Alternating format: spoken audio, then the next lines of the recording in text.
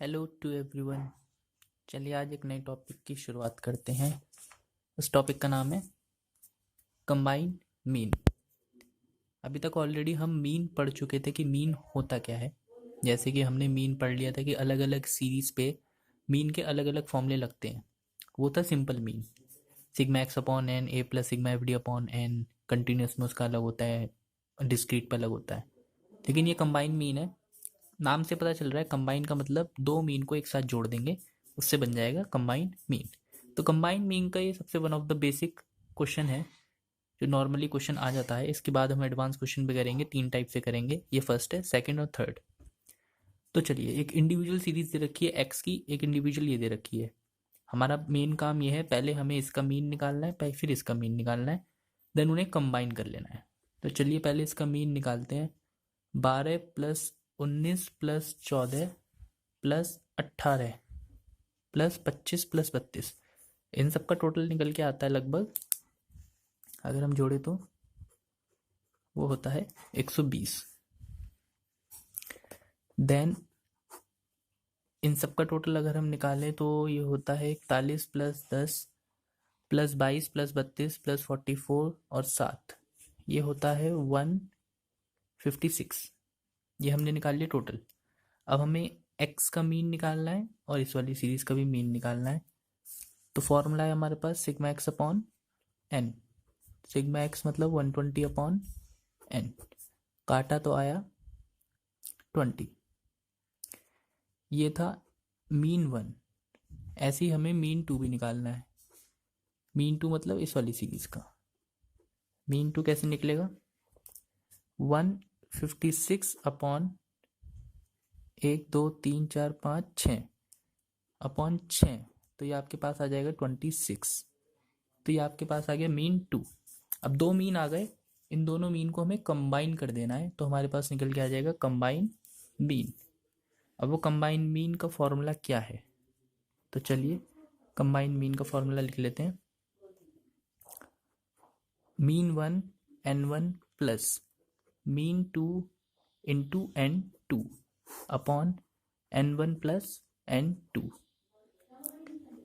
तो combine mean one कितना था हमारा, दैट इज 20, एन थी हमारी 6 plus mean two 26 into n two था 6 और 6 plus 6 that is 12।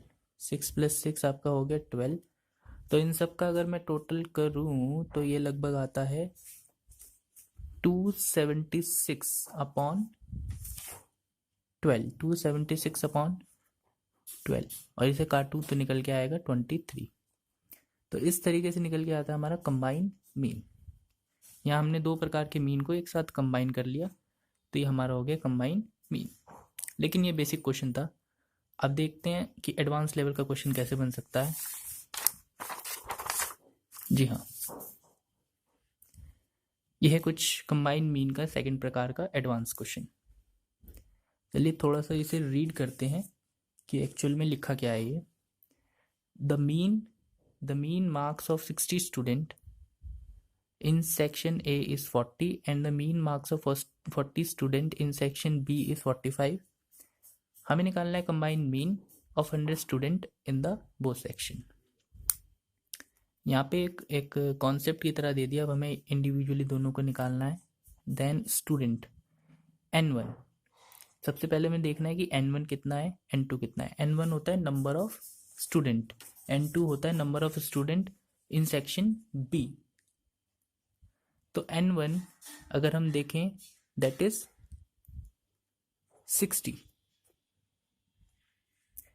Student. N2 section B में 40 student and there mean one and mean two that is 40 and 45। तो यहाँ पे हमारे पास N1 आ गया that is 60 and that is 40 and the mean marks of student, जो कि मीन ये दे रखा है 40 एंड 45। तो 40 एंड 45। तो यहाँ पे हमें चीज़ें खुद निकालनी पड़ती है एक कॉन्सेप्ट को पढ़ के। ठीक है, फॉर्मूला फिर से वही है, mean one N1 plus mean 2 into n2 upon n1 plus n2। Then mean 1 की जगह पे रखा 40, n1 की जगह पे रखा 60, प्लस मीन 2 की जगह पे रखा 45 इंटू n2 की जगह पे रखा 40 अपॉन n1 60 n2 40। इन सब का अगर हम टोटल करेंगे तो नीचे तो हो गया 100, ऊपर हो गया 2400 प्लस 1800 अपॉन 100, तो ये हो गया 4200 अपॉन 100। तो आपका कंबाइन मीन कितना निकल के आया? कंबाइन मीन आया हमारा 42। तो ये कुछ एडवांस लेवल का क्वेश्चन था कि कैसे हो सकता है सेकंड प्रकार का। अब थर्ड पे देखते हैं कि थर्ड वैरायटी क्या आ सकती है इसकी, वो भी वन ऑफ द इजी है। चलिए देखते हैं। अब जो थर्ड कॉम्बिनेशन है कंबाइन मीन का, वो क्या आ सकता है? वो ये आ सकता है कि कंबाइन मीन ऑलरेडी गिवन होगा, उसमें हमें एक मीन गिवन नहीं होगा, उसी के बेस पे हमें कंबाइन मीन का ये वाला मीन कैलकुलेट करना है। तो होगा कैसे? इजी है। पहले इसमें हम डायरेक्ट फॉर्मूला पुटअप करेंगे, mean 1 into n1 plus mean 2 into n2 upon n1 plus n2 upon n1 plus n2। इस बार हमें मीन ऑलरेडी गिवन है, तो 10 is equal two upon 2 plus 3। Mean 1 निकालना है, n1 2 है, प्लस मीन 2 4 है, n2 3 है। तो 3 और 2 5, 5 यहाँ गया तो 50। इसे अगर हम x ले लें तो 2 मीन 1 प्लस 12, 12 यहाँ गया तो 50 minus 12 is equal to 2 mean 1। 50 minus 12 38 is equal to 2 mean 1। Then 38 को काटा तो मीन 1 आपका आ गया, ये हो गया लगभग 19। तो इस प्रकार से हमारा कंबाइन मीन का थर्ड सेक्शन का क्वेश्चन होता है। ये 3 प्रकार के क्वेश्चन थे, जिसमें हमने सीखा था डायरेक्ट क्वेश्चन कि कैसे बेसिक बन के आ सकता है। देन हमने सीखा था कैसे एडवांस लेवल का क्वेश्चन बन सकता है, और फिर उसके बाद हमने देखा था कि कंबाइन मीन का, जिसमें कंबाइन मीन ऑलरेडी गिवन होता है, तो वो क्वेश्चन कैसे सॉल्व होता है। ये हमारा कुछ कंबाइन मीन के फॉर्मूले थे। Thank you.